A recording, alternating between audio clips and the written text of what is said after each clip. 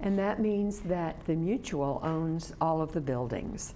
And anything that has to do with the structure of the buildings is our responsibility. Yeah. However, we do have people who have what we call alterations. They put new things into the unit, Right. and then they are responsible for the maintenance of that.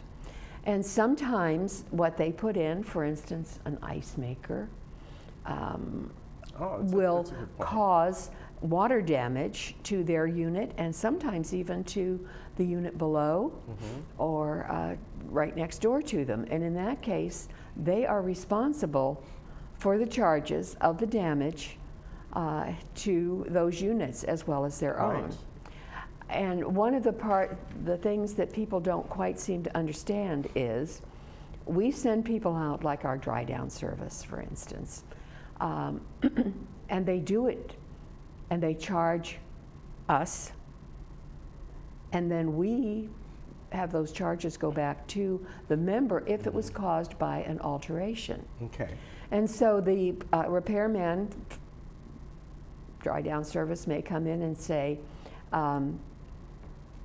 you know, there's no charge. Yeah. Well, there isn't a charge to the member. Right. Then from them, it's, you know, one of those convoluted. Yeah, I understand They what you're charge saying, yeah. us, and then we charge the member. And so when they come into a damage restoration hearing, they're saying, they told me I didn't have to pay. Well, you didn't pay them. We pay because we're under contract with them, and then they pay us back. So if it's not something that was caused by an alteration, then we pay and we do not charge the member. However, if something that they have done differently in their unit, an alteration, and it may be something that was done years ago by a different tenant, they still have to pay the charge. So that's always been kind of a fuzzy area. The repairman said I didn't know anything. No, we did, but you owe us. Yes. So that's why we call it reimbursement. Right. Now, let me ask you along with that, because I know it's a third-party contract person that comes out of company. Is there a way that they could get the word, not to tell the people, no, there's no charge, just to say your mutual, your board will get a hold of you as to if there's any charges? And that's what we're working on. And usually, because I could understand. Our usual third parties do it, but sometimes they have a new employee. Sure. And they don't know to tell them and that kind of thing. And one of the things that we have been working on is to update and change the letters that go out to our residents. For instance, there's a letter that goes out that says there is so much owed in damages for this, and this, and they're calling them into a hearing. Now, when they come into the hearing, there may be extenuating circumstances, and we may decide they don't owe it all or they owe some of it. But then there is another letter after the board makes the decision at that hearing that goes out that itemizes every charge that they have. What we're trying to do is the first letter that goes out that calls them to a hearing, instead of just giving a bottom line amount, gives them the itemized charges. So they know when they come in what it is that we're talking about.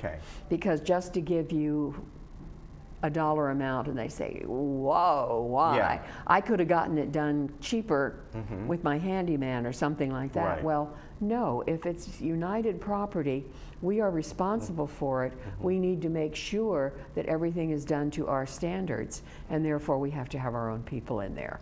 So this is just a kind of a misunderstanding that we try to get out. We work with our third-party vendors when we can, and we try to tell people at orientation that even though you didn't put that alteration in, for instance, I have skylights in my unit, but those were an alteration that were put in 20-some years ago.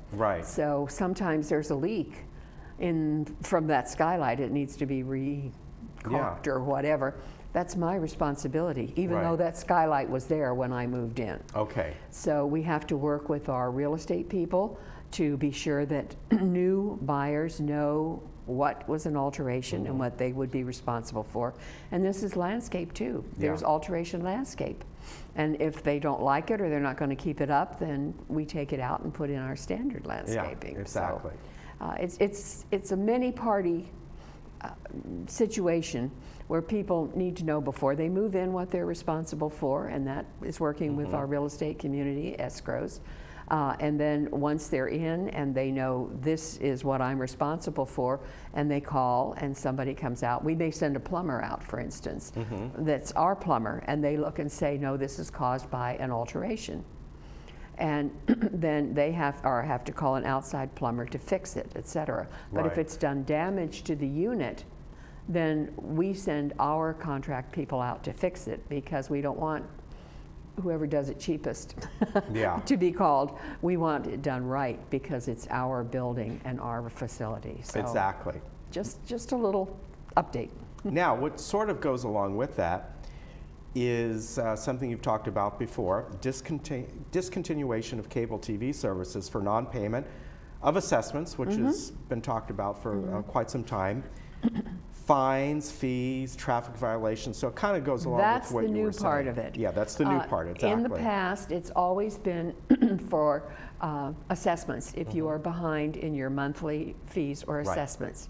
And we put in a new collection and lien policy a couple months ago that said not just assessments, but if you owe us for penalties, fees, traffic violations, anything that you owe to the community, we will now, if you are 60 days in arrear, turn it over to our collection agency, but we also will turn off your cable TV. Okay. That gets people's attention really fast. Right. They may let dollar amounts slip by from month to month to month, but when we turn off their cable TV, they come in with a check. Yeah. Exactly. So that and we don't want anybody to miss this program. No, so we don't. We would very much like them to get their fees in. So moving on, recently the 2016 audit report was sent to all members, right? And not just United, but right, the whole community. Yeah. But for United, it went out. It has just gone out, and basically we have a yearly audit, and then we publish a summary of the audit report with the findings of KPMG, who is our auditor. And it goes out to every member of record, and it's mailed. We have two big mailings a year, one in the fall when we send out the business plan and the budget, and then the one in the spring when we send out our audit financials. So I just encourage people to not throw it away. Take a look at it. Maybe you're not an accountant and want to go through all the numbers piece by piece, but at least you look at the bottom lines and see how your mutual is doing. Yeah, so exactly. I really encourage people to look at it, and if they have questions, to let us know, to bring it to us and let us know. Exactly. And going along with that is we have a vacancy on the Special Audit Board, which is a GRF board, committee. And so each of the boards has a delegate to that committee. It's chaired by the GRF treasurer. And then we each send somebody that's not on our board. We want an outside member of our community that's not on our board, that's kind of third party, fresh eyes, whatever you want to see, to work with the special audit group. And so we have an opening. We'd like people who have some sort of accounting or audit or whatever background to apply, and they can take it up to the general manager's office, and we will be putting somebody, and it's something that goes on all year. The big work is during the audit. Right. But then they meet, I believe, monthly or semi-monthly, something like that, just to go over policies and procedures and findings from the last audit and what can we do better and all kinds of things like that. So it meets all year long. So we need somebody that's going to finish out the rest of the year. All right, fantastic. Anything else you'd like to add? Well, now that you're board president? Now, well, a couple of things that are coming up at our board meeting that I know most of our members are very in tune with. And that is, number one, the drone policy, which has caused a lot of controversy, a lot of comment, and I want everybody to know that that has been pulled and will be sent back to basically security. Chief Moy and his group are redoing it, taking in all of the comments that we have gotten from residents, that the different boards have said this might be a problem, this might be a problem, and so we're waiting for a new policy to come from them that then we will look at. So the policy that we have now will be rescinded and sent back to them for further work. And I am assuming from watching the third board and GRF that it would be best if everybody was on board with the same policy. Absolutely. Because as we know, there are areas in this community where you have a united building next to a third building, and that would be a strange thing to have one policy 20 feet over that way. And well, we are a community, and it's similar to when we had work hours for contractors that come in. And each of the different mutuals had different hours. And it made it very confusing for people at the gate to try to figure out which mutual are you going to, are you early, are you late, whatever. So we did standardize that, and now we want to standardize this as well. And another thing that I'll let our members know is we are also reconsidering is the parking decal policy. There's been quite a bit of feedback from members and all on that, so we're gonna take a second look and see how we can accommodate as many as possible. Parking is a huge problem in this community, but it's worse in some areas than others. Yeah, that's true. It happens in my cul-de-sac. We don't really have a parking problem. But in many other cul-de-sacs, they do. And we have new people moving in, say a couple, they each have a car. They play golf, and they came to Laguna Woods because they wanted to golf, and now they have 2 golf carts. Where are we going to put them? We don't really have room, and so we have to set some sort of limits, and yet some way, and we have a variance situation now where we've said if you need more than the prescribed number of decals, you have to fill out a form, and you have to ask for a variance, and you have to justify why you need that.